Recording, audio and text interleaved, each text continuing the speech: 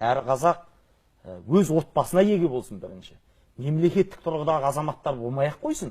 Бәрімізге ондай болу міндет емес. Әрқайсымыз өз отанымызға, өз қатын баламызға асып баратса әулетімізге еге болайық. Соған дұрыс нәрсені насихаттайық. Қазыбек бидің бір айтқан сөзі бар екен. Заманында 15 жасында Қоңтайшыға барып белші болып қазақты аманап қалған кісі ғой. Сол кісіні тағы да бір қалмақ шауыпты Қоңтайшы.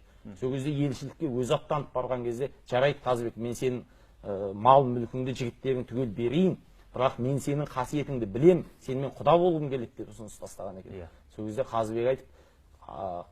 Қазыбек айтыпты, менің беретін қызым жоқ, қызыңды берсең алайын деп. Өйткені кәпір ғой енді қалмақ, қызын бере алмайды оған. Қызын берсе елге келген соң бірдеңе қылып насихаттап мұсылман қылып алармыз деген ойы шығар бабамыздың. Сол кезде